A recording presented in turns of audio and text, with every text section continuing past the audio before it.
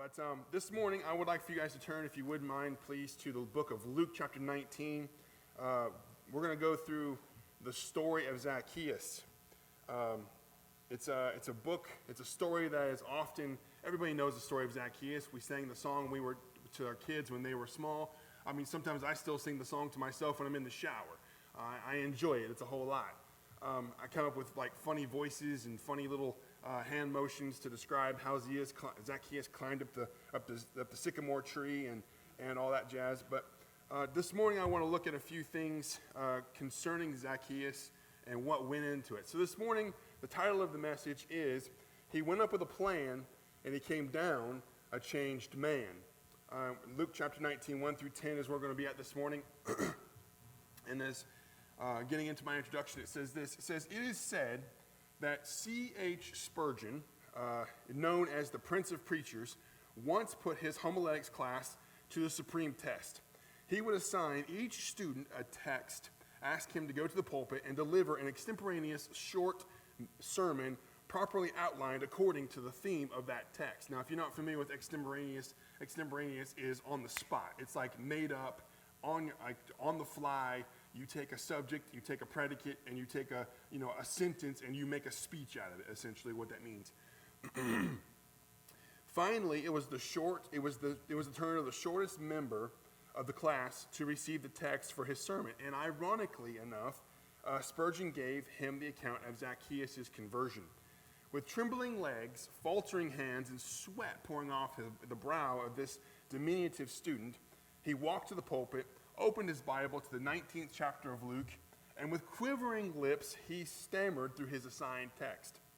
He said, my brief sermon has 3 points. First, Zacchaeus was a little man, and so am I. Secondly, Zacchaeus was up a tree, and so am I. And thirdly, and finally, Zacchaeus made haste to come down, and so will I. And so, on that closing note, the timid student went back to his seat. That was supposed to get more laughs than what it was supposed to.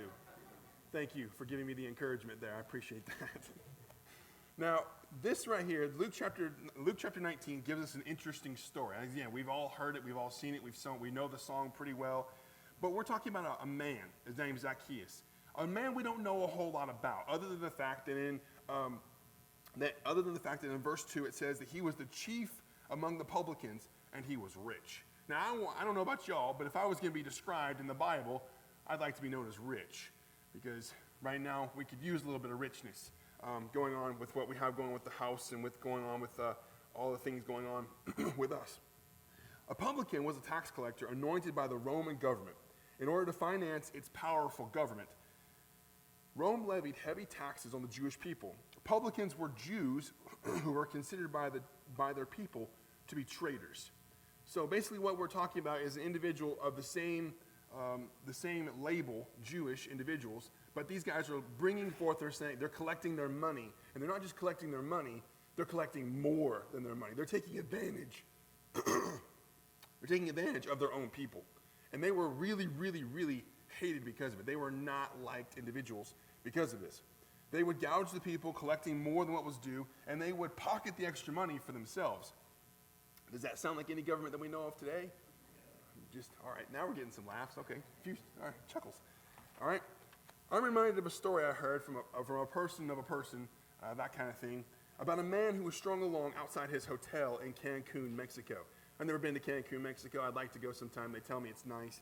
But this man was out walking. He was taking in the sights, enjoying the weather, when suddenly he was distracted by the screams of a woman kneeling in front of her child. The man knew enough Spanish to determine that the child had swallowed a coin. Seizing the child by the heels, the man picked up the child, gave him a few shakes, and an American quarter dropped out to the sidewalk. "Oh, thank you, sir," cried the mother. "You seem to know just how to get it out of him. Are you a doctor?" "No, ma'am," he said. I'm with the United States Internal Revenue Service."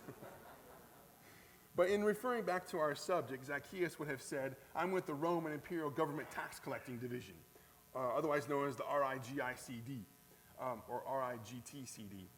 But I want to cover a few things this morning, now that we've made fun of Zacchaeus a little bit. I want to talk about a few ideas or a few thoughts that we get from the story of Zacchaeus. And the first thing I want to talk about, I want you guys to notice, is the desire of Zacchaeus. The desire of Zacchaeus, we see that in the first part of verse number 3. And that is simply this. It says, he sought to see Jesus. He sought to see Jesus, who he was. Like others, we can only imagine that Zacchaeus had heard of Jesus.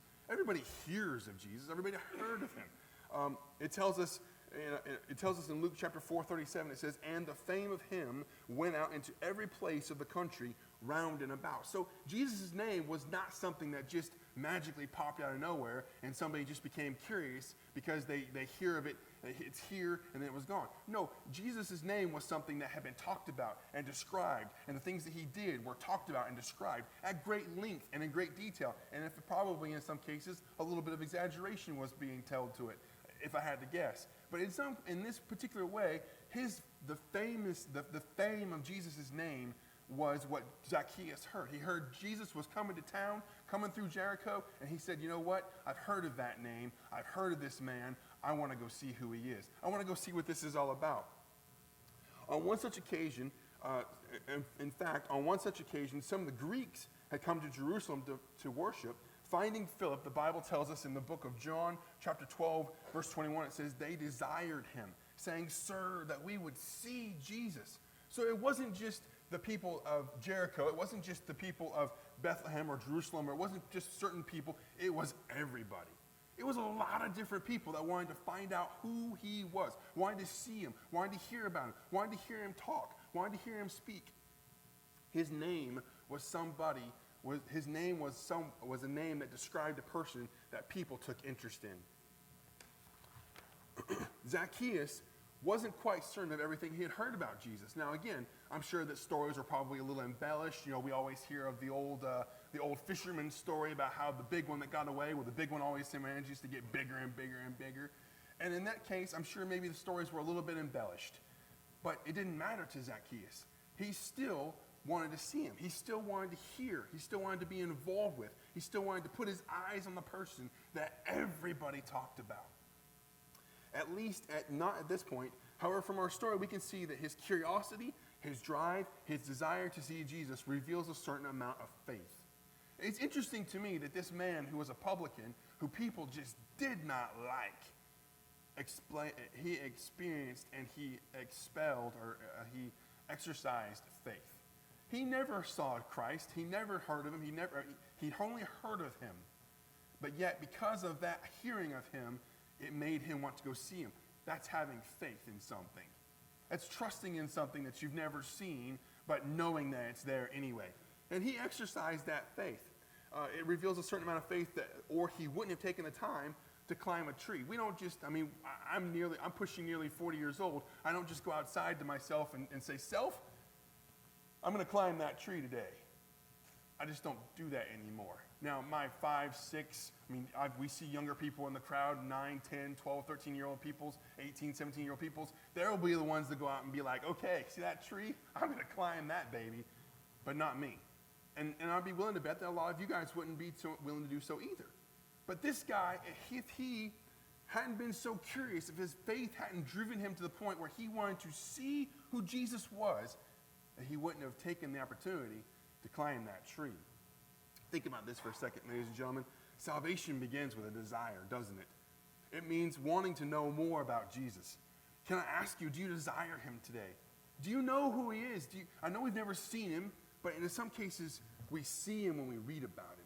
We see him when we pray to him. We see him in our head when we close our eyes, and maybe we can picture a face, or we can think about what he could possibly look like. But you may never have seen him with your two eyes, but you experience him when you pray, and you experience him when you read. And that's the desire. That's the desire that I'm referring to is the opportunity to desire Christ. Do you desire Jesus today? Is he the central focus of your heart this morning? Would you like to know him better?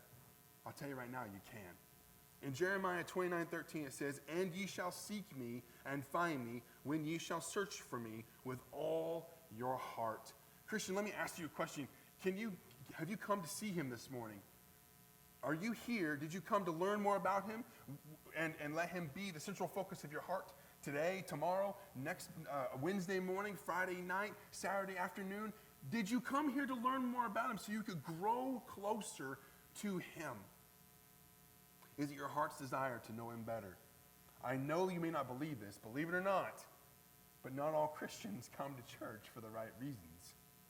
It's the truth. Some people come because of obligation. Some people come for the fellowship. What's the latest gossip? Some people come because their boyfriend or their girlfriend or their interest might be at church and they want to come and be here for them. But the right reasons to come to church is to grow and to develop that relationship, to exercise your faith, to want to be closer to God. To God. Some people come for fellowship. Zacchaeus came to see Jesus. That was his desire. And not only did he want to see him, but, and this is in the same part of verse 3, it says, he sought to see who he was. Now, after the resurrection, when Mary Magdalene found the tomb, and I take it back, let me second for a second. Using the word sought, I want to use a different example to define the differences between seeing something and seeking or sought. Okay, so let me just make sure I back that up and say that the right way. After the resurrection, when Mary Magdalene found the tomb of Jesus empty, she ran and told the disciples. Jesus ran back, or Peter and John ran to the tomb. It says in John chapter 20, verse 5, that John looked in and saw the linen clothes. The Greek meaning is that he simply saw it. Like he looked in, yep, those clothes are there. That was it. They're just there. He saw them. However, then cometh Simon, in verse 6 of the same verse, John chapter 20, verse 6, it says, then cometh Simon Peter, following him, and he went into the sepulchre, and seeth the linen clothes lie. When Peter looked at the grave's clothes, the Greek word changes to mean a strong look. He didn't just look in and peer and go, yep, those clothes look like they're folded and they're sitting there. They're definitely not on a body. No, he saw it. He went in and he saw it. I don't know if he did or not. The Bible doesn't say one way or the other, but he put his hands on those clothes and he felt them and he looked and he desired to see a closer look of those clothes, that because the last time he saw those clothes, they were laying on his Lord. They were in that tomb on a person, and now they're not. He wanted to see a closer look of those clothes. Not only does Zacchaeus desire to see Jesus, but he didn't just want a closer look, he wanted a stronger look. Unfortunately, quite different from Zacchaeus, many people today but have a casual interest in Jesus. I'm reminded of the Christmas season.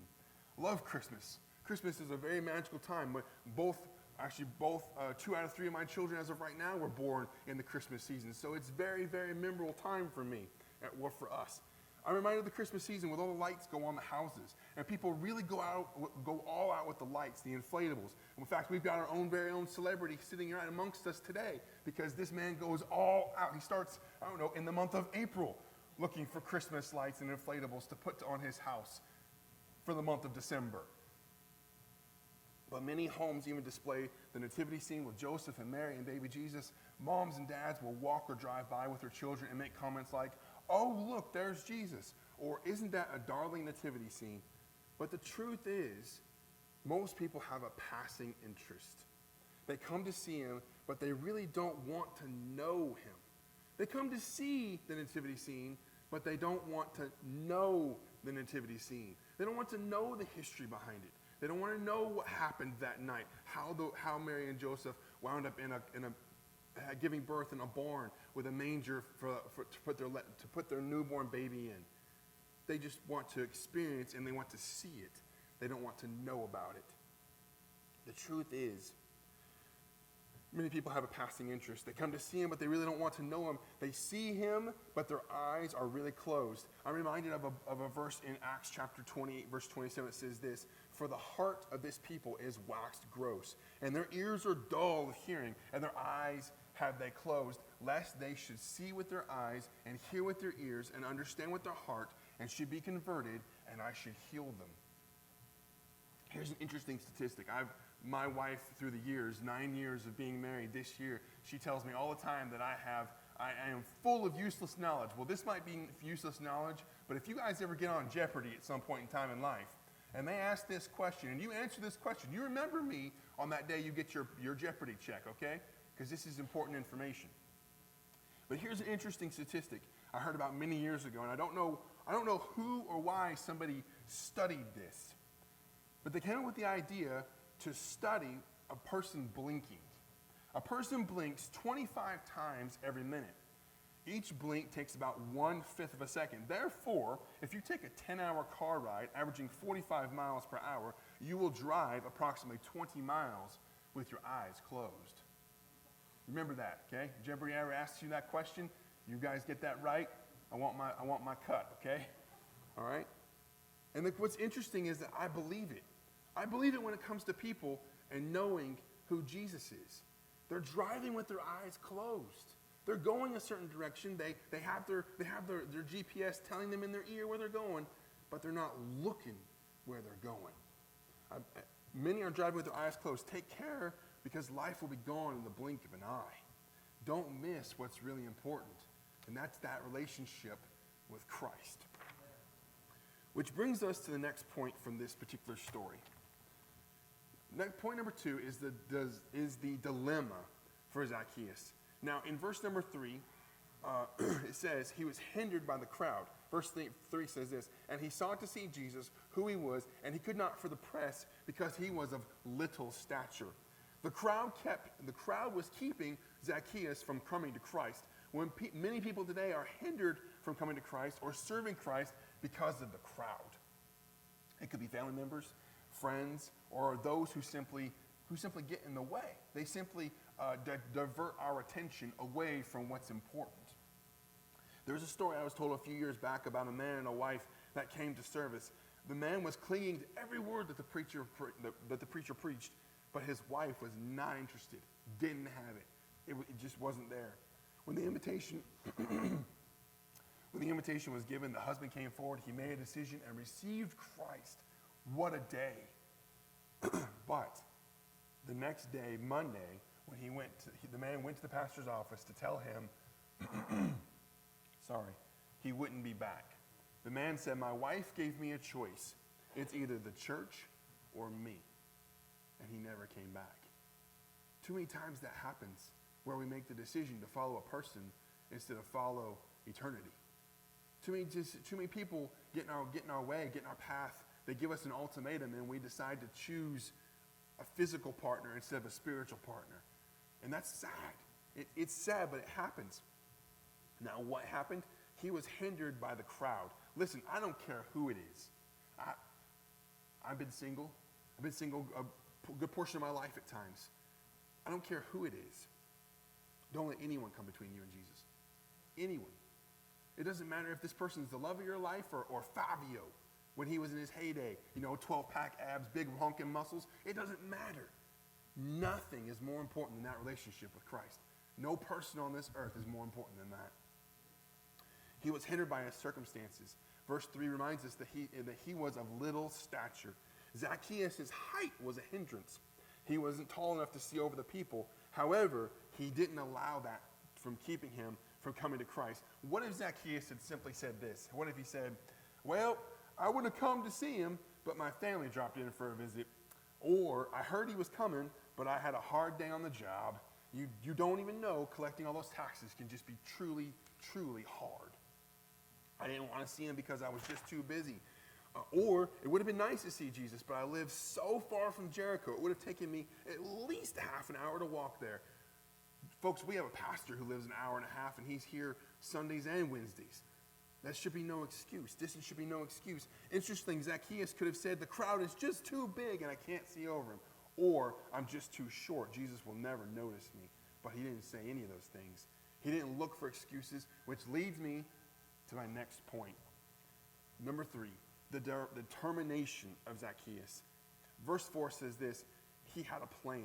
And he ran, verse 4 says this, and he ran before, and he climbed into a sycamore tree to see him. His plan was twofold. It was leave the people behind to get in front, and then climb a tree. Zacchaeus thought, if I'm going to see Jesus, I need to get above the people. I'll climb a tree, and if I'm going to have to climb the tree, I'm going to have to get a front of the crowd. It makes good sense to me, right? What sense does it make when the crowd is pressing and there's no way to climb the tree except to get out in front of the crowd to get above it all so you can see when Jesus is coming? Can I ask you something? Do you have a plan today? Are there certain things that you need to do in order to get closer to Christ? Is there a surrender? Are there things that you need to surrender? Is there sin in your life? Are there things that are holding you back? Whether it's friends, family, computers, TV, music, movies, the things that may or may not come up on your phones. I mean, we have the ultimate internet source right here in our back pocket. Nasty, terrible social media things on our phones. And yet, they deter us a lot of times from getting closer to God because we prefer that over just getting closer to God. Is there a dedication? Are there things that you need to dedicate, not just to God, but to yourself? Do you need to make yourself a promise? Okay, yes, I will be coming to church. And I promise you something. It's easy when you get yourself a habit. A habit actually begins when you do 3 consecutive things. So if you make it here for 3 weeks in a row on a Sunday morning or a Wednesday night or whatever the case might be, you're more likely to continue that than you are to break it. It's a mental thing.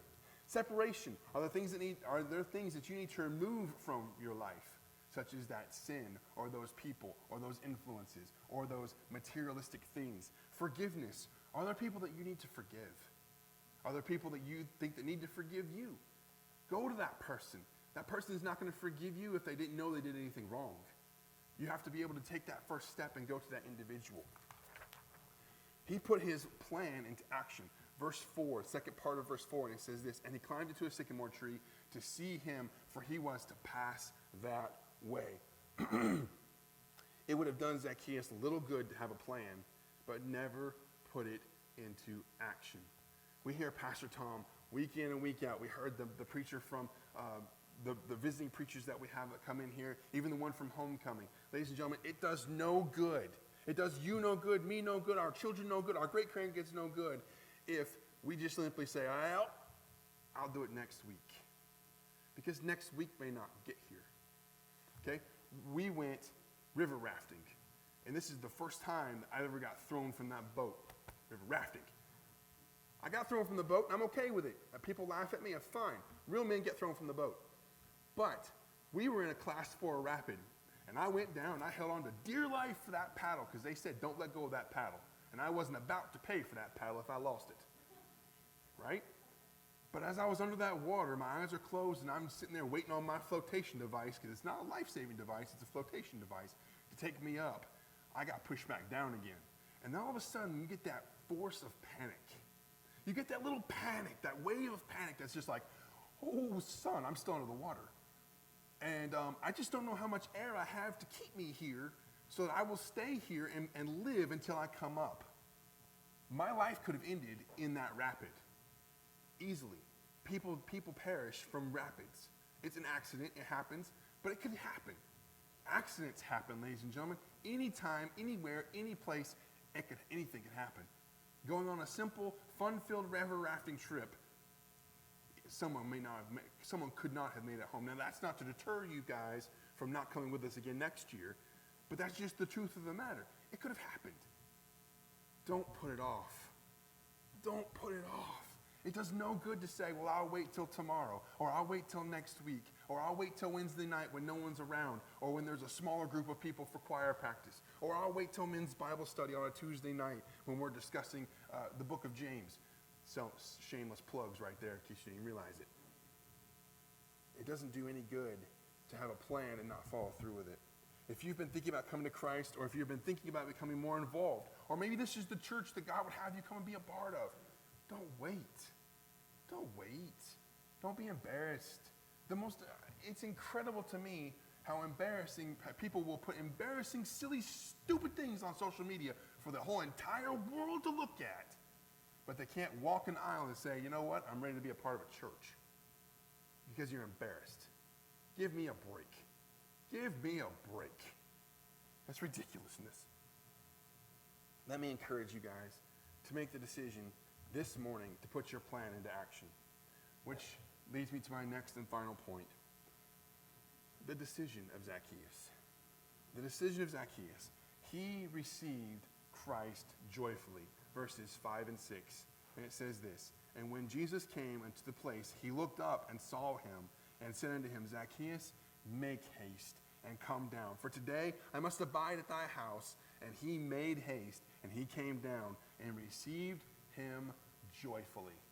I also want to make this a point in here. I just want to throw this in here as a side note, that even though that Jesus was a ways off, he was trekking that road all the way to Jericho, he knew Zacchaeus was in that tree. He was looking for Zacchaeus the whole time because he knew, just the same way as he knows for you all here or the people listening online, he knows your needs. He knows your wants, but he says that I will give you your needs. I will supply all your needs, not your wants. And if your need is salvation, then that's where you need to start with. Sure, I want $1 million, and I'd like to pay off my home, and I'd like to pay for college for all 4 of my kids before they're even ready to go. But that's not what I need to do. I need to grow closer to God. I need to have fellowship with my church community. I need to represent God with everything that I do and what I am. That's what I need to do. Just the same as Jesus knew that Zacchaeus was in that tree. He knew Zacchaeus' needs, and he knew he was there. And he went looking for him, just the same as Zacchaeus was looking for Jesus. When a man gives his heart to Jesus, he's a happy individual. Following the resurrection, Jesus appeared to his disciples in the book of Luke chapter 24, 52 and 53. The Bible says, and they worshiped him and returned to Jerusalem with great joy. And were continually in the temple, praising and blessing God. Amen. He changed completely. Zacchaeus did. He went from an individual who was gouging people. Well, let's just read about it. Let's listen to it for a second. It says here in verses 7 and 8, it says, when they saw it, they all murmured, saying, and there he goes, there he was gone to be guest in a man that is a sinner. And Zacchaeus stood and said unto the Lord, behold, Lord, the half of my goods I give to the poor. And if I have taken anything from any man by false accusation, I restore him fourfold. He changed. He went up that tree with a plan, and he came down a changed man. Notice the jealousy of the onlookers. With a sneer and a bit of sarcasm, they said, look, Jesus has gone to hang out with Zacchaeus. We all know about Zacchaeus, don't we? Well, guess what? Zacchaeus isn't the only individual who's ever had a past. We all got them. In some cases, they all stink. In some cases, they still all stink because you just can't outrun it. But that doesn't mean that Jesus won't come meet you where you are. Period. I'm glad Jesus came to my house. I tell you that right now. Not my house personally, but my house. Because my house, my heart. I'm glad he came to find me in my heart. Verse 10 says this. Jesus said unto him, this day has salvation come to this house. Notice the change in Zacchaeus. He immediately wanted to restore fourfold the money he had taken from people. And then he said, you know what? I'm going to go farther than that. He said, I'll even give half of all that I have to the poor. That's quite a change if you ask me. Now, I'm not telling you guys to stand up here and empty out your savings accounts and empty out your retirement accounts and all that stuff. I'm simply telling you that if you can see a change like that in an individual like Zacchaeus, and it might be a smaller, more minute change that needs to happen in your life, do it. Make that decision and get it done. It's not difficult. It can be, I suppose. But if Zacchaeus can do it, why can't we? Why can't we sitting here in this congregation? Why can't we, with the people listening online, why can't we make that decision? In 1990, a baseball story. In 1990, center fielder Brett Butler left the San Francisco Giants as a free agent. And that man loved San Francisco, and San Francisco loved him back. And rightfully so. He was a great player. But the best offer came from the LA Dodgers. We all know about the LA Dodgers. We all don't like the LA Dodgers. Being Atlanta fans, they are the nemesis of baseball, a lot like the New York Yankees. The Dodgers and the Giants were rivals. Early in the season, when the two teams met for the first time that year, Butler was the center of attention, and rightly deserved. He was much loved by his former team, but now the Dodgers were in San Francisco, when the lineups were being read and the players introduced, the crowd roared as Butler, their former player, was announced. The people still loved him. Perhaps they felt that he was still, quote, a giant at heart. Brett Butler did something that moment. When he heard the response of the crowd, he walked up to his new manager, Tommy Lasorda, and he hugged him. He hugged him in front of all those thousands of people filled that stadium. San Francisco's Candlestick Park, instantly the cheers for Butler turned to boos and insults. Can you imagine Freddie Freeman doing that? When he left to go to LA, and he comes along and we're all sitting here clapping and being, man, we love Freddie. Everyone loved Freddie. And then he hugs the manager right in front of the entire Atlanta crowd. That guy would probably never set foot in Georgia again. Same kind of concept.